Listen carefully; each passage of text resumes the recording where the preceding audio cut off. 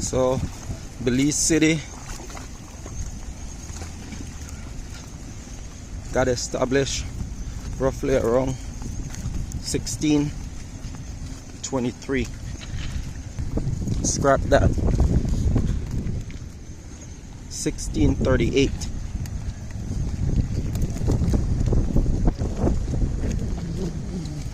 Reason why is because it has tons of rivers, creeks, and stream that empties into the Caribbean.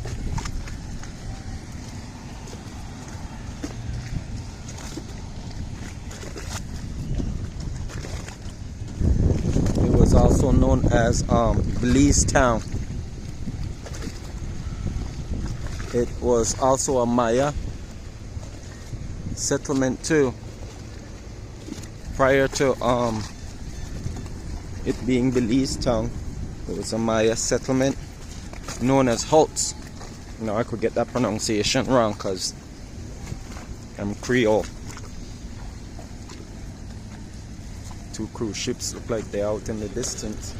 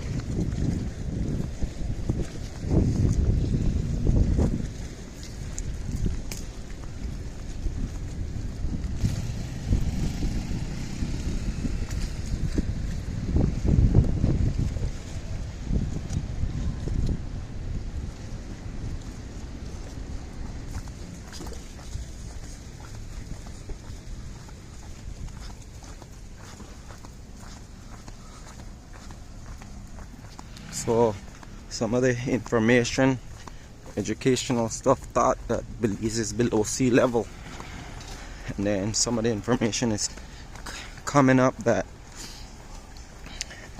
it was somewhat just at sea level.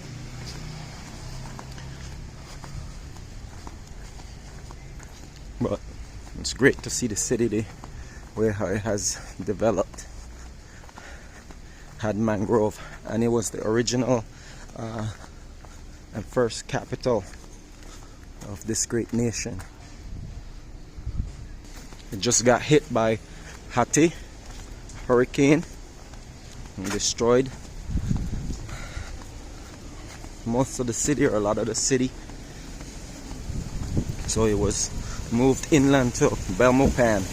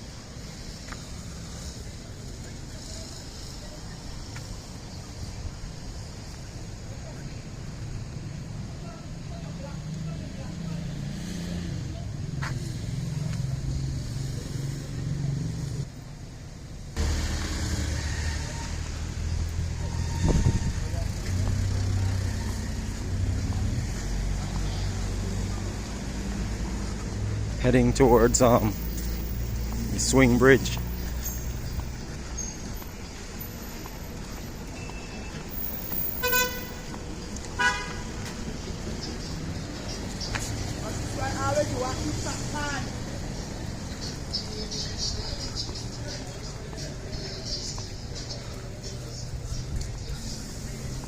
That's the swing bridge right there.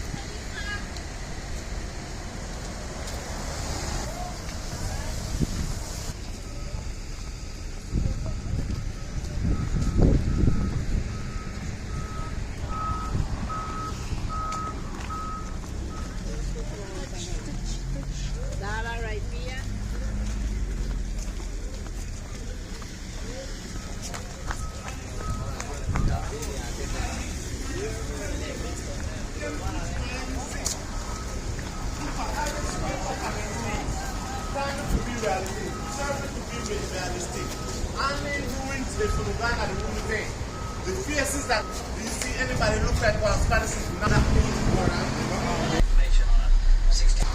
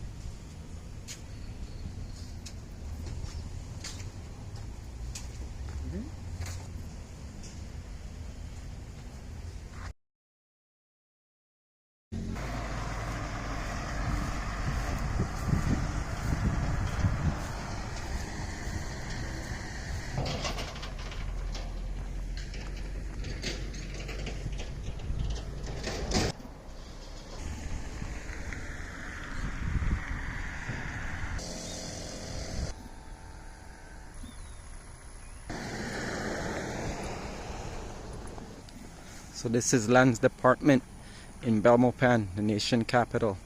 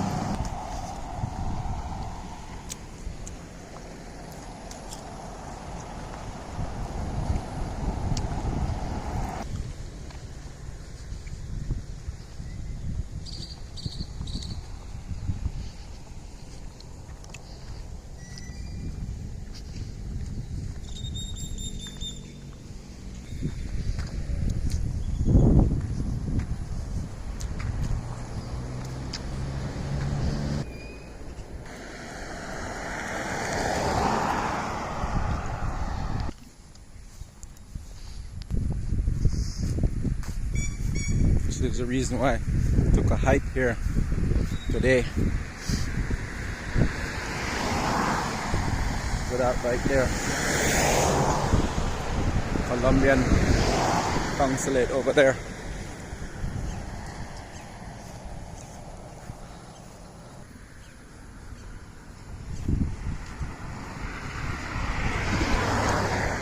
I think that big one over there, where the hand apple blot out, that might be the US immigration, I believe.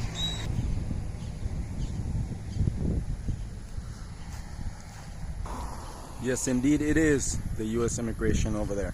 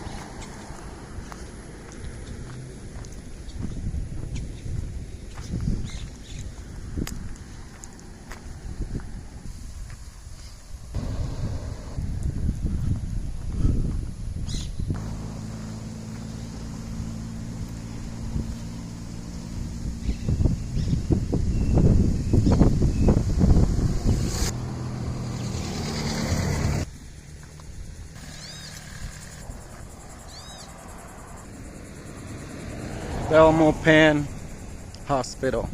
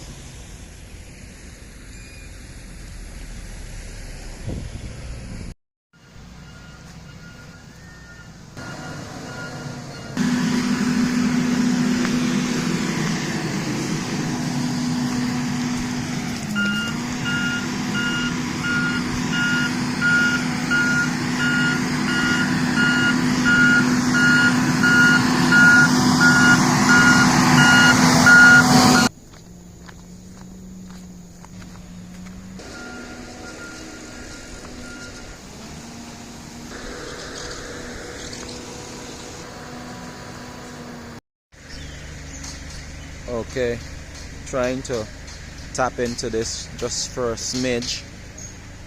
It says there's a way how to, I did some research, and it says there's a way how to improve your economy, or how to better develop it, is by improving standards of living, which are made possible when labor is more productive.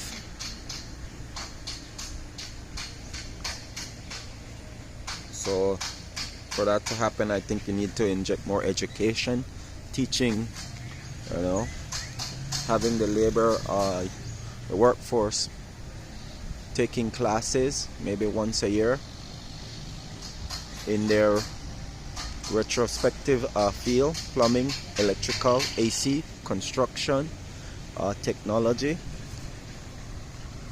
banking, whichever field they're in, they need to at least, you know, try to figure out ways on how to educate, improve themselves. Productivity is driven by specialization, technology, innovation, and working capital. The only sustainable way for an economy to grow is through increased productivity. I guess this is real possible due to the fact that they're doing repairs on the Hawksworth Bridge. So that's part of economic growth.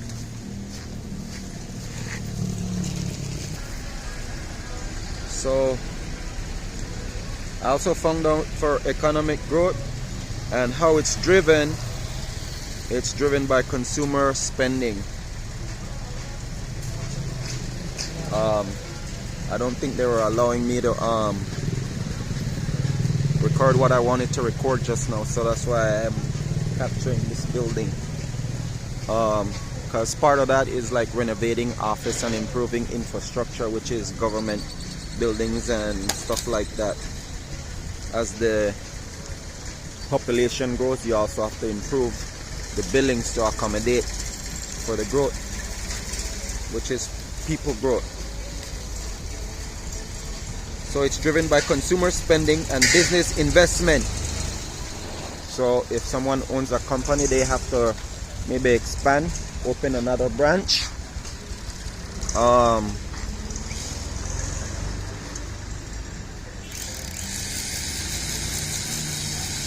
manage their produce and see where they can increase. This one is based on the government, which would be they have to start looking at ways on how to do tax cut plus rebates and use the money to return it back to consumer to boost the economy by consumption, deregulation to relax rules imposed on businesses that are promoting growth and hiring employees and increasing their productivity. So for example, the facelift of the Hawksworth Bridge and doing preservation of it, repairs. That's a form of like injecting back cash into the economy via labor and repair.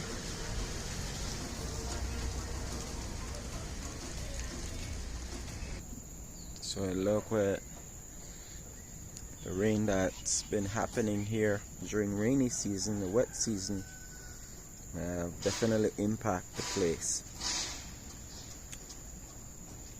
And the river looked like it raised a smidge as well. So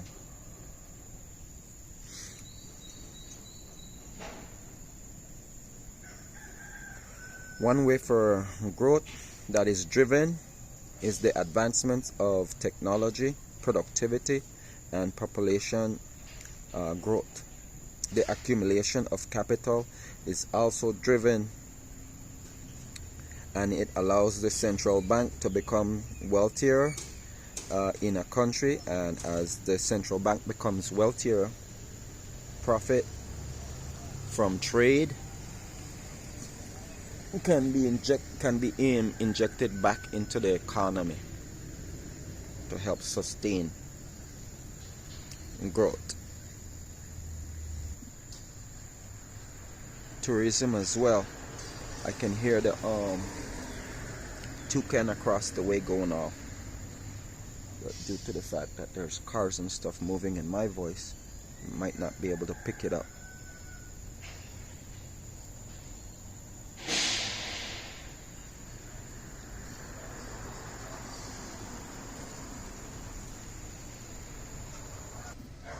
So that is Coaxana right there. For those that are traveling and new to the twin town of San Ignacio and Santa Elena, that's the Hartsort Bridge right there. It's under construction, so it's going to be closed for a duration of 6 months. So more than likely they're about 2 to 3 months into that project. So you can use this street right here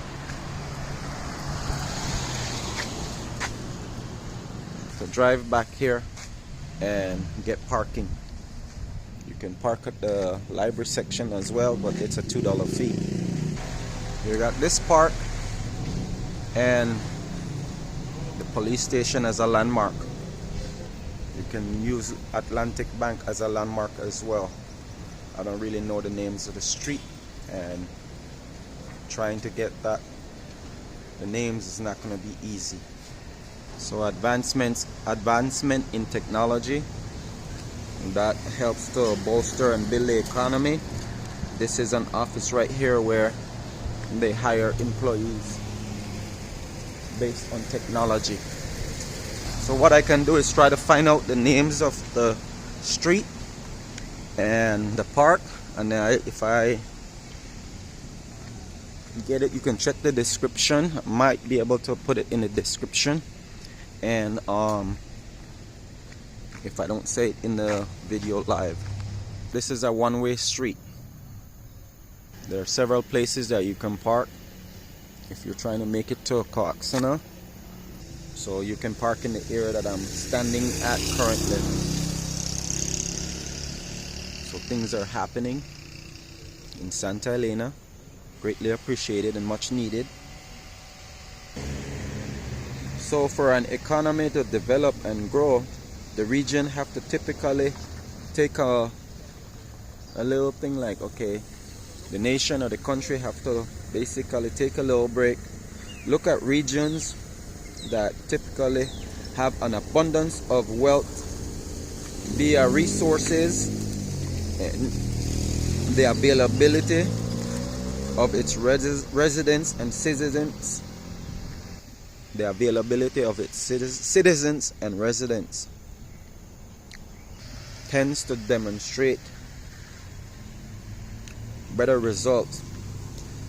So for it to grow, so basically what it's saying is like, okay, for example, in Kaya district, back in the day used to be a cattle place where you had cattle was being mass produced, citrus as well, extraction of timber,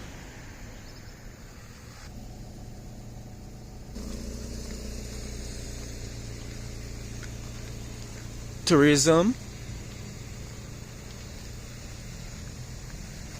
I know piggery was pretty huge as well. It's still large, but I think it has diminished.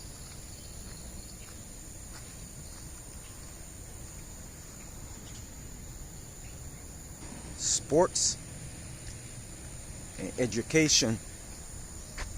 And when I say sports, I mean by you can have physical therapists, sports doctors, nutritionists, doctors that specialize in specific types of sports injuries, rehab. These trees right here, I think 3 of them are cedar. I'm not so sure what the white one in the middle is at. The middle, what type that is. But that's a cedar. This one right there on the outer edge is a cedar. The other one beyond it as well is a cedar. And then several of those over there are figs. For example, this one right here is a fig.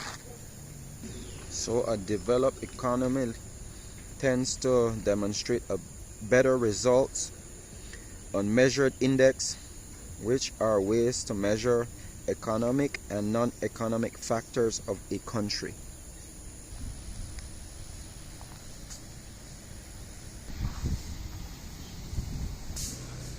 So when the guys do stuff like this, it's up to citizens and guys who are artistic like this to find clever ways on how to sell themselves to create opportunity. So for example, up north, they're known for plantations, sugarcane plantations, production of sugar, molasses. So now there's another economy that can be tapped in, where you can take the sugarcane waste and make paper plates and paper cups and possibly straws and I think something that I forgot the name, it's on the tip of my tongue, the name that when you coasters, there you go, that can be made from the sugarcane waste. I do believe that this waste can also be used to see if they can extract other things from it to do biofuel. The southern part of Belize is known for citrus. You can do perfume. You can also use that same product to see if you can get biofuel from it.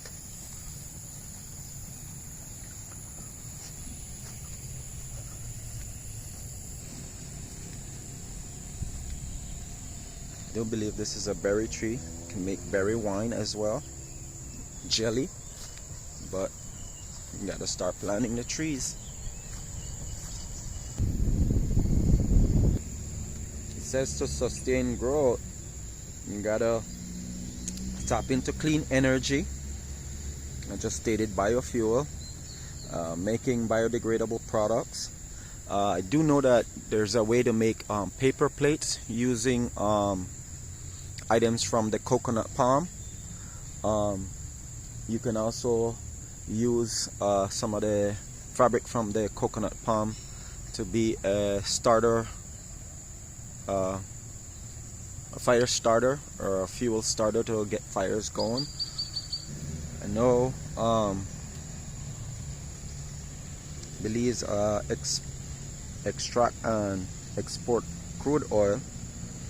So that's another way to sustain your economy, is the natural resources. They claim that we also have gold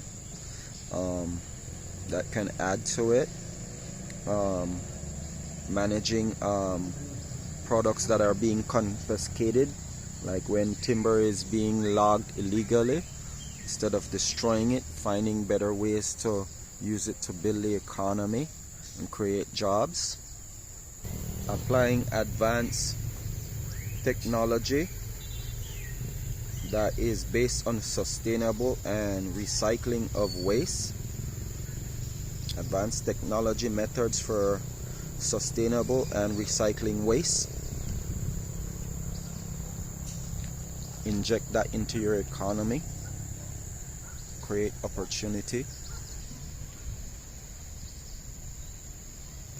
So a society can use its culture, values, education, technology, history, social organization, political structure, legal system, and natural resources.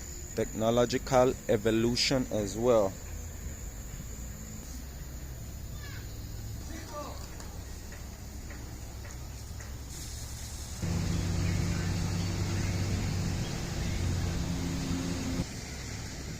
So an economy is a complex system of interrelated production, consumption, exchange, activities which ultimately determines how resources are being allocated amongst participants who are creating and making things happen.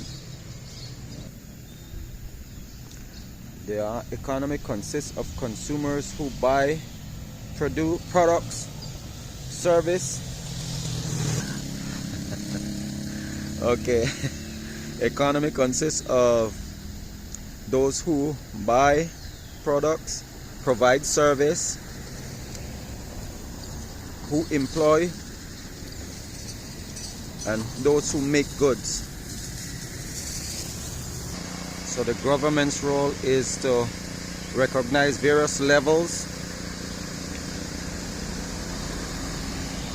with both production and those who consume, purchase, buy, and assist as best as they can.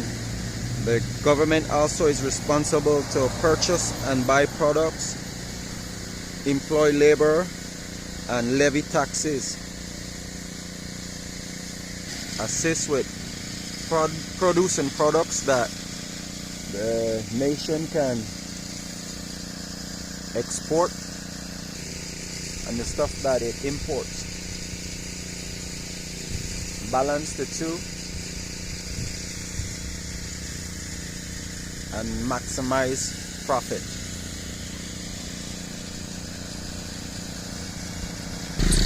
That's a form of building the economy right there, along with using influential people who help give birth and help the country grow, sustain life.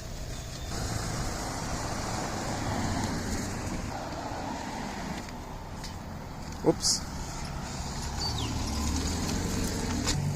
Why didn't it just put real concrete instead of cinder blocks for a column?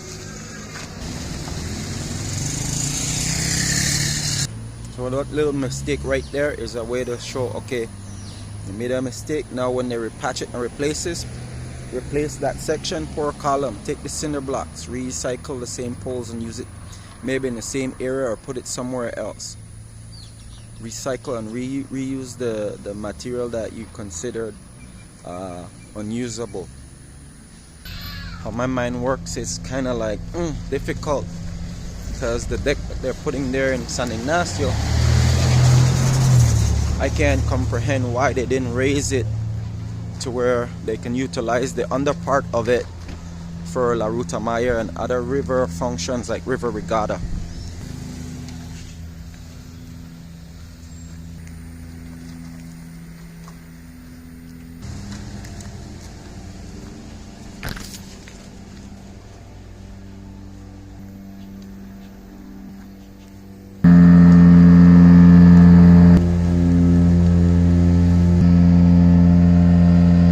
That truck is extracting human excrement out of a septic tank. That's another form of recycling. They can use that to make gas. They can also use it to make fertilizer for flower beds. I think they said it's methane that you get from human waste. Might have to do some research and then correct it and put it in the description. But yeah, it can be used to make fertilizer, as in potting soil for your garden. Some people might even be comfortable to use it in other parts of their property, grow trees and stuff like that.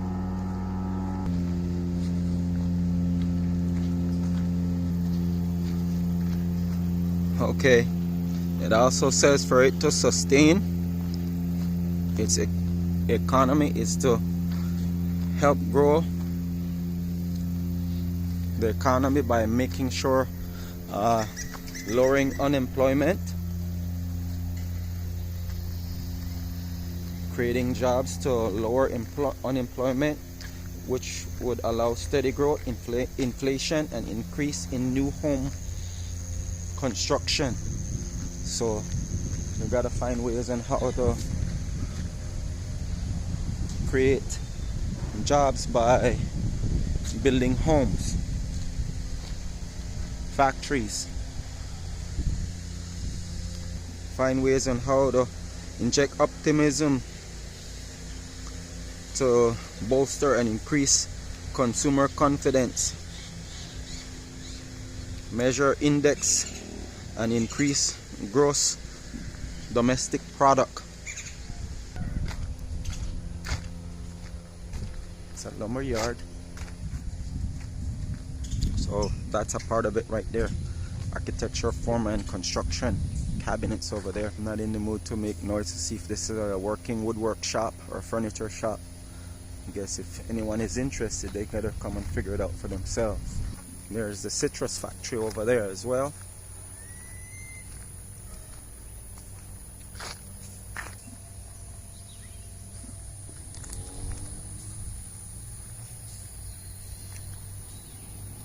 We can tap into looking at making plantain and banana flour using the stock from the banana to make curtains, floor mats, hair products, or false hair, or whatever it's called, wigs, rope as well.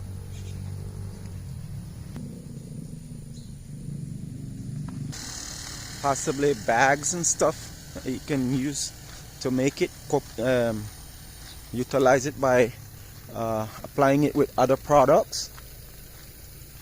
Coconut, you have the cacti fiber, hemp. Let me reiterate and correct myself, it's not a woodwork shop, it's a part of that. Gentleman that used to own this used to extract timber back in the day. He used to have a woodwork shop, but he gave up on it. Oh, the little gentleman, the young man says that the gentleman still does work. So if you're interested in hiring him, he do create and do produce great stuff. I've used him before. This used to be tourist bread factory.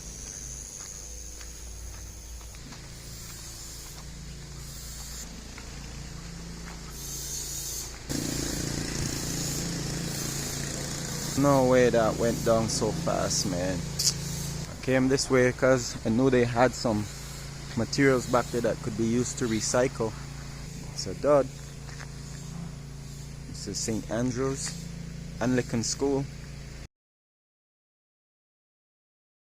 I think we need to start investing in educating the mechanics and offering the welders more education how to repair and salvage equipment, manage and repair them too, cut down on waste.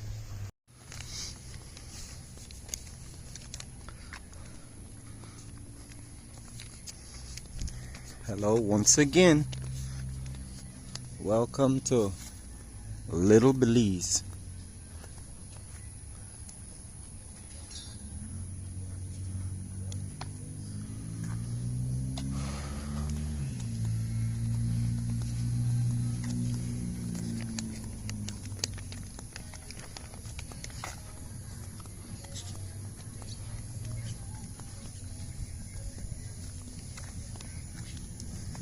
So I was doing a little bit of fact checking and learning more about the history of Belize. They're saying that, you know,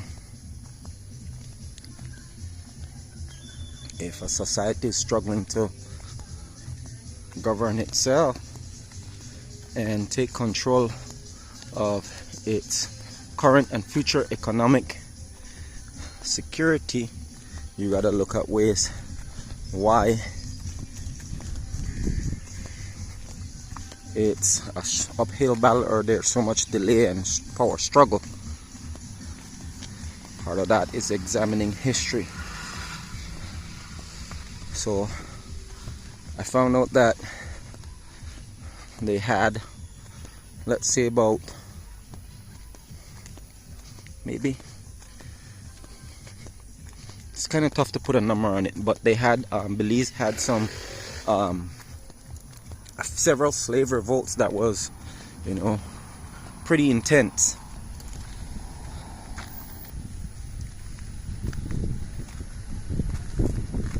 So once slavery ended, the masters of the settlement, or those who have control, which was a tiny elite, that tiny elite took control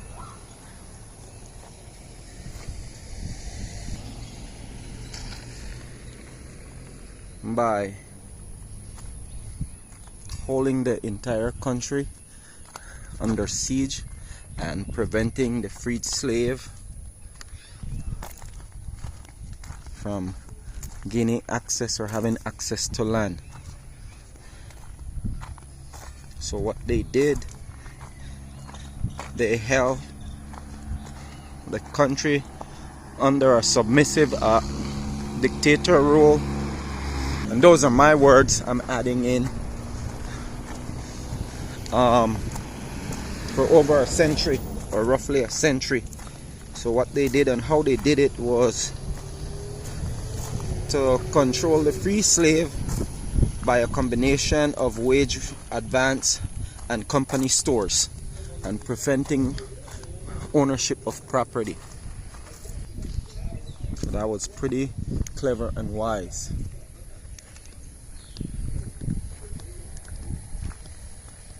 So according to historian Nigel Borland, there was a major slave revolt in 1820, and then there was a slave rebellion in 1823.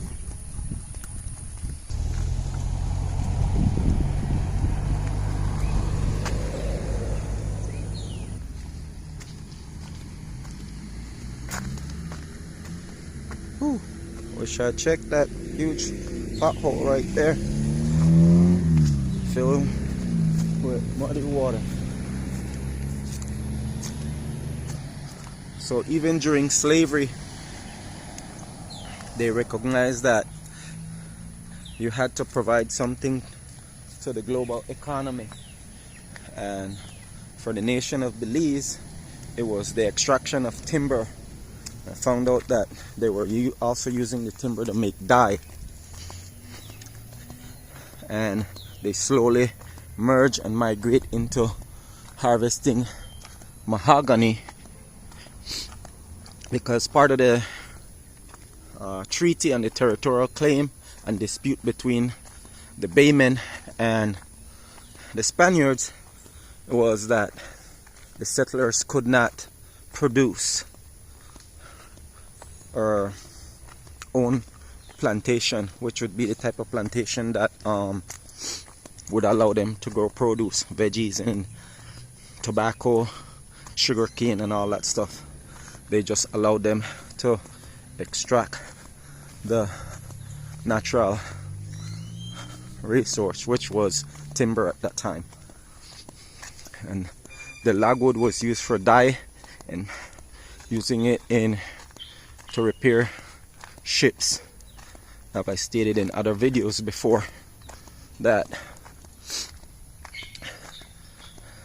they use it to repair ships. And then I also found out that you could also use certain types of timber that is native to the region to make dye. So as I embark on this path, I'm starting to find out and learn that you can use your natural resources to generate income, and we can start using the process of making dyes to add that to our tourism.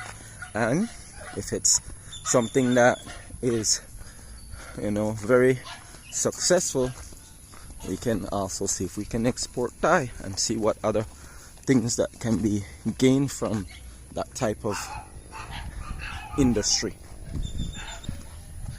So that they stated the last slave revolt happened in 1820 in Belize and Siboon River.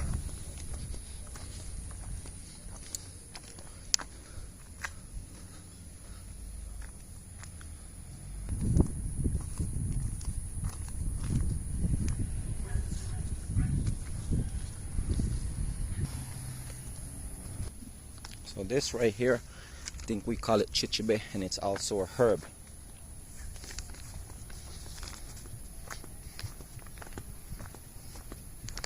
So once that last slave revolt happened, it seems like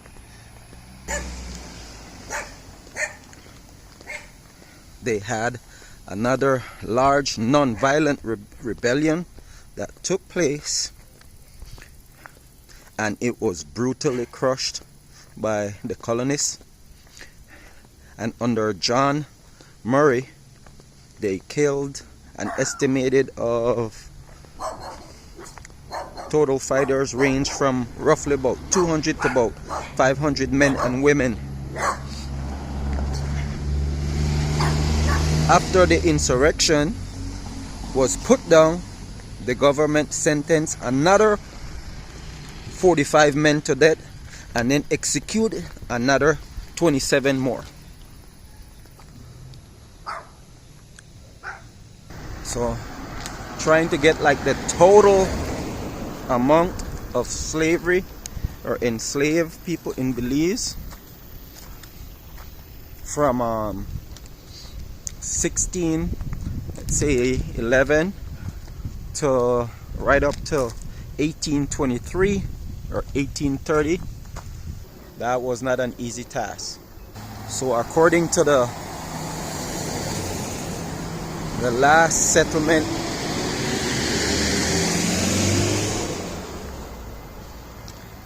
or the last era or phase of the nation,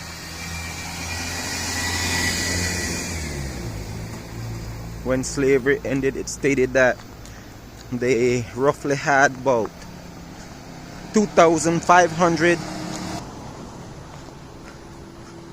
men and women and possibly children that were slaves.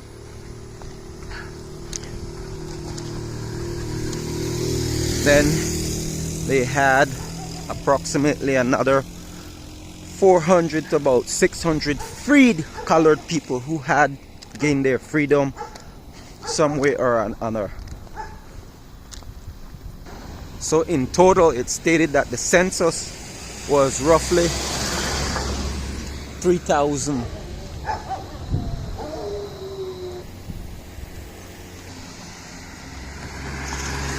I do believe the land department here is here over there, and that's also the first department. San Ignacio and Santa Elena, the Twin Tongue branch. This used to be where you'd come and pay your electric bill, but since COVID it hasn't, they haven't reopened it at all.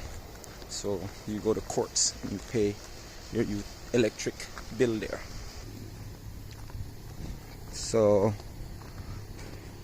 in 1511, the first European set foot in the territory, I'm going to use territory for back then, which is today modern Belize. It was a crew of shipwrecks Spanish sailors who landed in northern Belize. During that same time, they had something that would lead them to be indifferent and would create tension and cause a thing called the Battle of Saint. I couldn't find information what that meant, but around 1511, somewhere around that time, the Spanish and the people who had other Europeans who had settled the area, it broke out into a coastal war over the Yucatan coastal area. And they claimed Yucatan, which is parts of Mexico and parts of the territory or the area of Belize.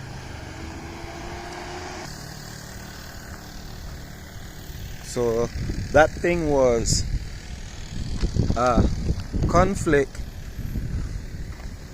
with the Spaniards, who came with this ideology of trying to subdue,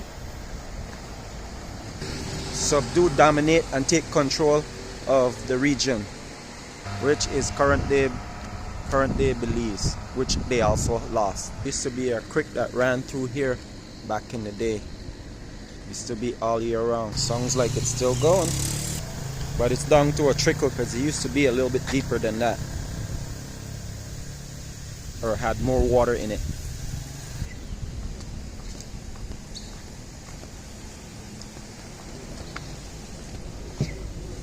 So you have the mighty Saboon River, and I'm assuming in that thing called Belize River there are two different rivers that merge and link into one. I couldn't find information about that, and don't hold me to it. But the mighty Saboon River, it starts in the Maya Mountain. It's approximately 800 meters. 800 meters. It travels roughly about 50 miles, the source to the mouth where it empties into the Caribbean Sea. So that river actually twists and runs. It twists and runs, which translate into over 100 miles of actual river. So Belize had a few slave revolts that they logged. Those slave revolts took place. The first one happened in 1765, 1768, 1773, and the last major one 1820, and then just a rebellion at 1823. So one of the things that kind of made it difficult to log, it seemed like that because it was a society that was mainly focused on logwood harvesting and not plantation cultivation or cultivating. Tons of the indentured servitudes and slave would run away or flee using the terrain to escape and create their own settlement. Now I don't know, there's nowhere for me to confirm and verify if they did, but that will be for another one. So with that said, they also had to deal with the terrain, not being able to or know the area well enough, figure out how to scratch a life, and then they also had to deal with the declining Mayas as well.